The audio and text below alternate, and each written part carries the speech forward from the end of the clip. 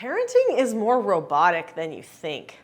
I'm Nicholeen Peck, and I teach parenting, good communication, problem solving, child development, how to strengthen family bonds all over the world through the lens of the principle self-government.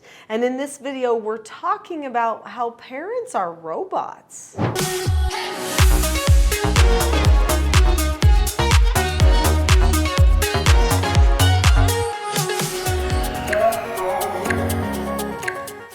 No parent wants to be a robot, but did you know that most of us are robots? In fact, we have all been programmed by somebody else or by ourselves at one point or another. In this video, we're talking about robotic parenting and what you can do to change your programming so that you can have more effective results and not fall into that old programming that might be a little outdated. Did you know that you are a robot? We all are. I know that nobody likes to hear that. For years, when people would come to my training, they would say, Nicholeen, you teach these scripts to people, things that people can say to solve problems, but I feel like that's a little robotic. I don't like that. Now, I immediately knew that that person probably had a creative side, and they didn't want to be pre-planned all of the time, because there are different personalities of people. Now, some people absolutely love the checkoff list, the pre-plan. What they didn't know is I'm not a pre-planned checkoff list person. I am a creative, live in the moment person as well. I couldn't stand here and do these videos if I wasn't. I couldn't write the books and the articles and the things that I do if I wasn't a creative person. So this is what I told myself years ago. Nicholeen, what is the most important thing to you? Your relationships. What do you do with things that are important to you? You make a plan and you follow through. If my business is important to me, I make a plan and I follow through. If my church is important to me, I make a plan for my religious worship and I follow through. If my parents and my extended family are important to me, I make a plan and follow through. If my family's meal time is important to me, I make a plan and I follow through. That's how we execute things. So if in my parenting communications, that's really important to me, and I don't make a plan and follow through, then I'm just shooting myself in the foot. I'm wasting my time. And it's not that I'm gonna not say anything. Oh, I'll say things, but it's not going to be the things that I would like to say. It's not going to be the things that I plan to say. It's going to be emotional things, things that come from places I probably shouldn't be allowing to direct the rest of my thoughts or my words. I might do something I regret if I don't have a plan. In fact, I have done things that I've regretted in the past before I had a plan. I'll never forget the time that I spanked my 3-year-old child because I didn't know what else to do. And he looked at me with this look like, who are you? You've betrayed me. He didn't look at me like a penitent child. He looked at me like somebody who was wounded. And I knew that he really was because I had acted out of anger. It was impulsive. It was not the right way, but I didn't have a plan, and so that's what I did. People do stuff like that all the time, and it's not okay. So I decided years ago when I was doing therapeutic treatment care for troubled teens that I would create a concrete plan for me because these teens, boy, they were strong-willed. They were oftentimes non-neurotypical. They did not see things the same as everybody else. They oftentimes would push and push. They were addicted to power struggles. How was I going to not get sucked into that? I had to have a plan. So I made a plan, and I decided it was going to be a plan for my children as well as the foster children that came to stay with us. And it turned out to be very successful. The premise of my plan was a principle. The principle is self-government. To self-govern means to determine the cause and effect of any given situation and to possess a knowledge of your own behaviors so that you can control them. That's what self-government means. Being able to determine that cause and effect of any given situation and possessing a knowledge of your own behaviors so that you can control them. So that means you make a plan and you follow through. And then you adjust again and again. If it really matters, you will make a plan and follow through. That's how you know when something matters to you. And if you know your children matter to you, but you haven't made a plan yet, now might be the time. Let me share with you some of the key pieces of my plan.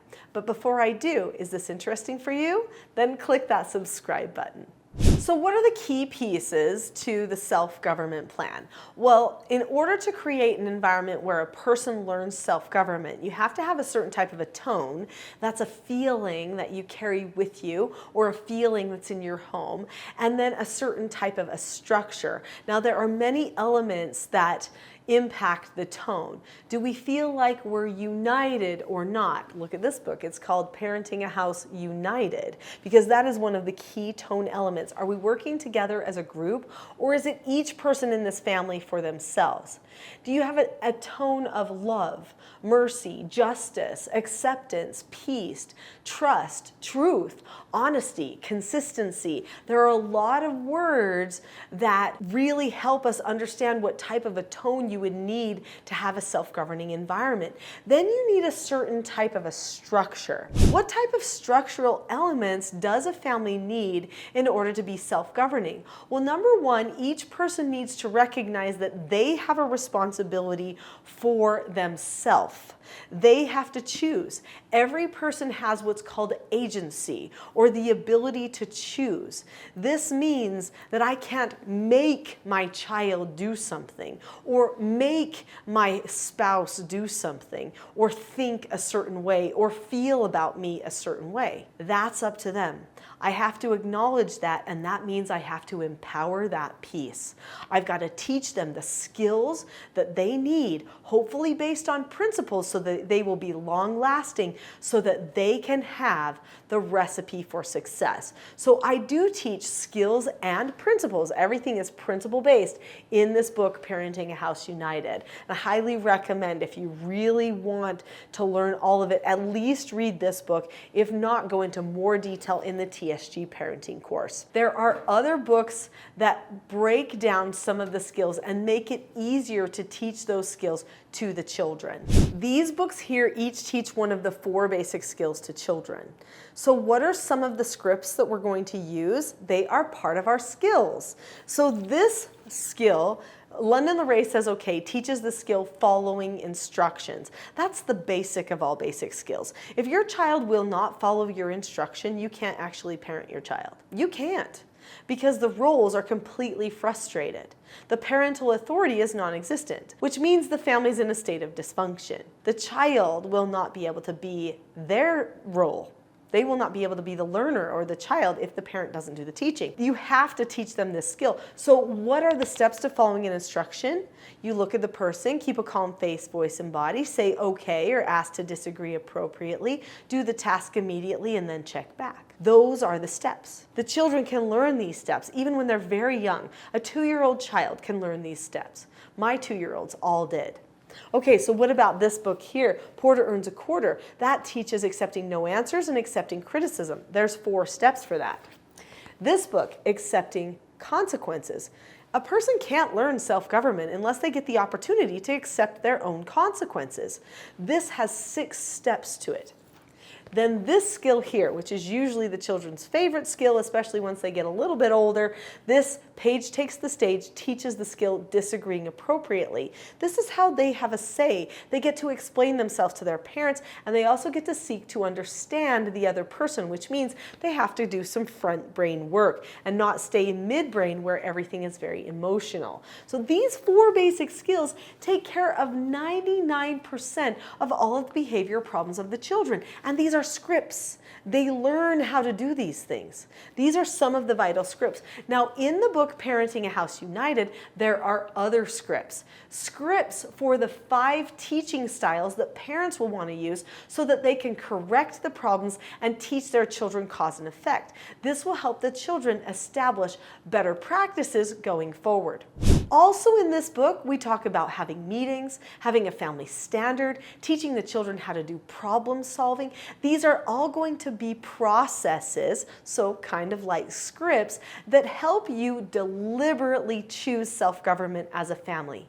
Each person's heart has to change in order to decide upon self-government. When you have a change of heart, that's when you have decided that you know who you are. That's what this book teaches, roles. Who are we in the family to each other? What does that mean? Roles. It's a vital part of our identities. When we know who we are, how to communicate, and we can maintain a calm and loving tone in our homes, our hearts are changed. Relationships are changed. It is worth it to reprogram ourselves. Either way, you're a robot. Either way, when that child does that one thing, or when your spouse says that one thing, they nag you for the 20th time, you're still thinking the same thought. What if you change the thought? Could your emotions change? Could your relationship to them change? The answer is yes. I would like to help you more with this. So there is a full-length class that's here on this channel that I highly recommend that you watch next. It's called The Not-So-Known Secret for Parenting Success.